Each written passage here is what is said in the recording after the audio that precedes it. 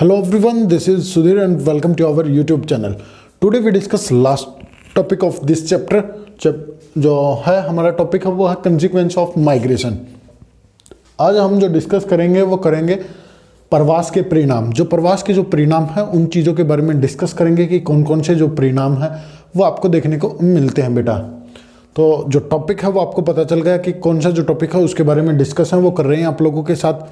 तो अभी तक आपने हमारी जो पिछली जो वीडियो है वो नहीं देखी तो आप हमारी जो पिछली जो वीडियो है उनको जाकर देखें तो आपको समझ आ जाएगा कि हमने एक टॉपिक वाइज जो सीरीज़ है वो स्टार्ट की है और वो हमने कराई है।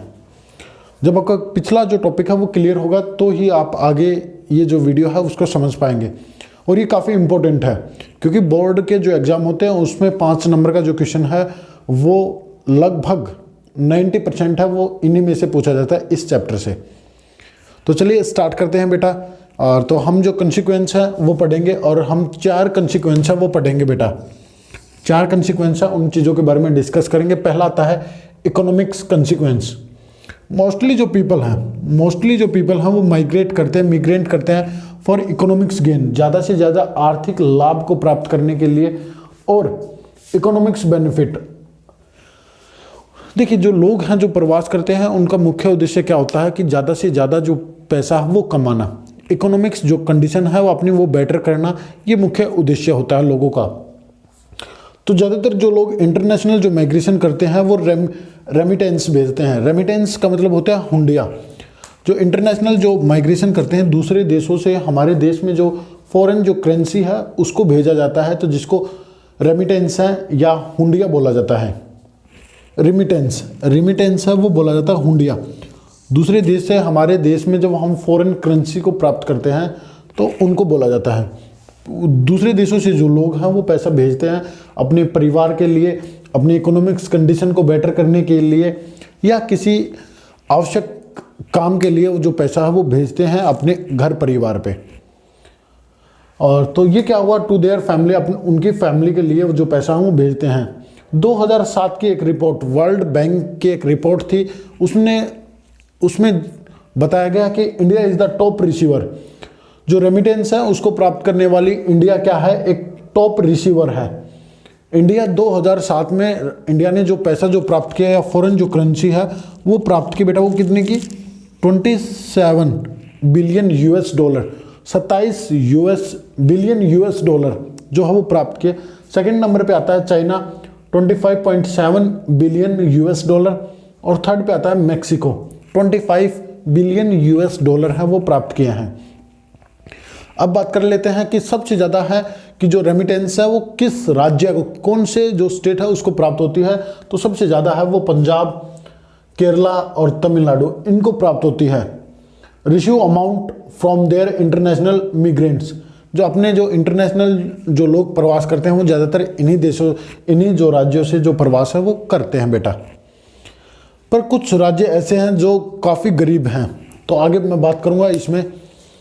इनका मुख्य उद्देश्य क्या होता है, इनका मुख्य उद्देश्य क्या होता है बेटा, ये आपको पता है, भोजन के लिए, ट्रीटमेंट, एजुकेशन, हाउस, या तो घर बना रहे हैं या फिर रेंट पे रह रहे हैं, एग्रीकल्चर और मैरिज, शादी के लिए जो लोग हैं ये जो पैसा है वो भेजते हैं। यहाँ तक तो आपको क्लियर हो गया होगा।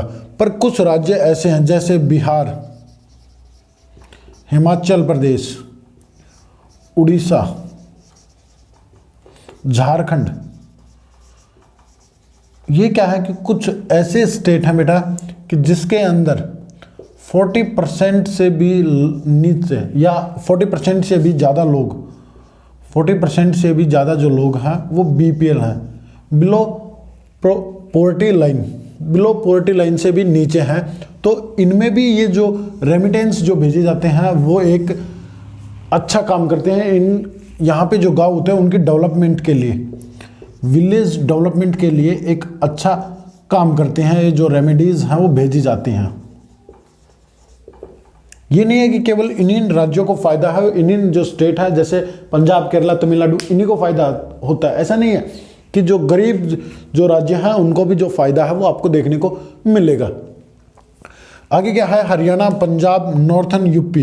पंजाब और हरियाणा और नॉर्थन यूपी के अंदर जब क्या है कि ग्रीन रिवॉल्यूशन आई, क्या है कि जब ग्रीन रिवॉल्यूशन देखने को मिली तो यहाँ पे इन माइग्रेशन है वो इंक्रीज हुआ। क्यों? क्योंकि वर्कर की आवश्यकता है वो हमें पड़ी। अब देखना बेटा, वर्कर्स या फिर जो लेबर है वो कहाँ से आने लगी? दूसरे राज्यों से, जो गरीब थे, बिहार, ईस्टर्न यूपी, मध्य प्रदेश, छत्तीसगढ़, उड़ीसा, इनसे क्या होने लगे? आउट माइग्रेशन है वो होने लगा। बड़ी संख्या में जो लोग हैं वो हरियाणा, पंजाब और नॉर्थन यूपी के अंदर है वो आने लग गए। और क्या हुआ कि इसके अंदर तो क्या था कि ग्रीन रिवॉल्यूशन के कारण आने लगे, पर क्या था कि कुछ शहरों में क्या हुआ, जो मेगा सिटीज थी उनके अंदर लोग काम करने के लिए आते थे, तो इसकी वजह से क्या हुआ, जब ये आने लगे तो इंक्रीज हुई क्या? पॉपुलेशन। यहाँ पे पॉपुलेशन है वो आप लिख लेना, जो पॉपुलेशन है वो इंक्रीज हुई। और जब पॉपुलेशन इंक्रीज हुई तो यहाँ पे जो स्लम जो सेटलमेंट है वो भी आपको देखने को मिली। तो यहाँ तक क्लियर हुआ होगा सभी को, आशा करता हूँ बेटा। चलिए अब आगे बात करते हैं। जो नेक्स्ट आता है हमारा वो आता है demography transition, sorry demography consequence. Demography transition theory याद रहेगी मेरे, तो उसके लिए सॉरी। चलिए मैं आपसे पूछता हूँ कि आपको यदि अपने पहला जो सेकंड जो चैप्टर है वो सेकंड चैप्टर आपने देखा है या वीडियो आपने देखी है हमारी, या आपको पता है, तो आप मुझे कमेंट करके बताएंगे कि डेमोग्राफी ट्रांजिशन थ्योरी क्या है। चलिए, demography consequence. Migration lead to unbalanced demography disturbance of the population within the country. क्या होता है कि जो माइग्रेशन है वो होता है जब लोग एक स्थान से दूसरे स्थान पे जाते हैं, तो उसकी वजह से क्या होता है कि जो demographic disturbance of population, demographic disturbance है वो हो जाती है पॉपुलेशन के अंदर। देखिए इसके अंदर कोई एक चीज़ है वो इंक्लूड नहीं की जाती, इसके अंदर एज भी इंक्लूड की जाती है, इसके अंदर सेक्स भी, और इसके अंदर अलग अलग जो कैटेगरी है वो भी इंक्लूड है वो की जाती है। तो ये क्या हो जाती है, ये अनबैलेंस हो जाती है। इसके अंदर आपको जो चेंजमेंट है, या मैं कहूँ कि एक तरह से असंतुलन है वो पैदा हो जाता है। जैसे आगे मैं बात करूँ कि young people migrate from village to city.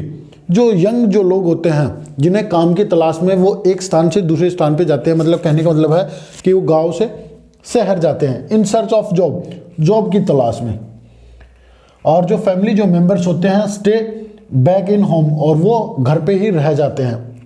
अब क्या हुआ कि गांव के अंदर जो विलेज थे उसके अंदर फीमेल की जो संख्या वो अधिक हो गई, और जो मेल हैं उनकी संख्या कम हो गई। फीमेल की संख्या वो कम होगी और मेल क्या उन्होंने क्या किया, प्रवास कर लिया या माइग्रेशन वो कर लिया। इम्बैलेंस एज, किसके अंदर डिफरेंस देखने को मिलेगा? एज के अंदर, और सेक्स रेशियो के अंदर जो डिफरेंस है वो आपको इनबैलेंस है वो देखने को मिलेगा। इन ए पर्टिकुलर एरिया हाई, एक पर्टिकुलर एरिया के अंदर क्या होगा, वो हाई हो जाएगा। यहाँ पे पर्टिकुलर इन एरिया हाई, किसके कारण? आउट माइग्रेशन के कारण। जब किसी स्थान पे जब आउट माइग्रेशन है वो ज़्यादा हो जाता, आउट माइग्रेशन है वो ज़्यादा हो जाएगा, तो उसकी वजह से आपको क्या चीज़ देखने को मिलेगी? अनबैलेंस कौन सी चीज़ हो जाएगी? वो हो जाएगी एज और सेक्स रेशियो। वो एक पर्टिकुलर एरिया का क्या हो जाएगा, वो हाई हो जाएगा। ये आपको सिर्फ बता रखी थी। जैसे लाइक राजस्थान है, उत्तराखंड है, महाराष्ट्र है और एमपी है, ये आपको बतानी थी। और ये कौन सा है? ये है बेटा ईस्टर्न महाराष्ट्र। पूछ लिया जाए तो ये ईस्टर्न महाराष्ट्र है, ईस्टर्न महाराष्ट्र। अगला जो तीसरा जो कंसिक्वेंस आता है वो आता है इन्वायरमेंटल कंसिक्वेंस। इन्वायरमेंटल कंसिक्वेंस क्या होता है? People migrate from village to city. लोग गांव से शहर में जाते हैं तो क्या हो जाता है? Over crowding in the cities. शहरों के अंदर क्या है कि जो क्राउड है, जो भीड़ भाड़ है वो बढ़ जाती है। आपको पता है, सिंपल सी बात है कि जब लोग शहरों में जाएंगे तो क्या होगा? जनसंख्या बढ़ेगी, पॉपुलेशन बढ़ेगी और भीड़ भाड़ है वो होगी। उसका रिजल्ट क्या निकलेगा? अनप्लैन्ड, कि जो शहर वो फैल जाएंगे, उनका कोई आकार नहीं रहेगा।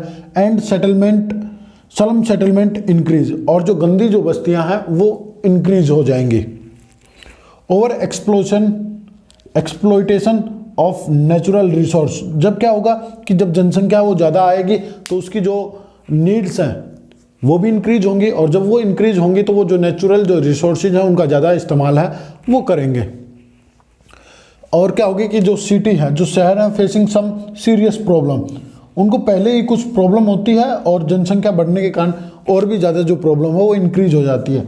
जैसे water shortage, air pollution, problem of sewage, disposal and management of solid waste, इनकी जो प्रॉब्लम है वो आपको देखने को मिलेगी।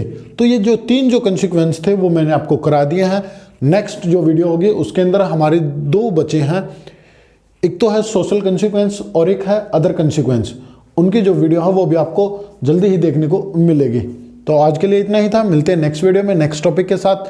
आपको वीडियो अच्छी लगी हो तो लाइक करना, शेयर करना और चैनल को सब्सक्राइब जरूर करना ऐसी वीडियो देखने के लिए। Thank you and thank you very much.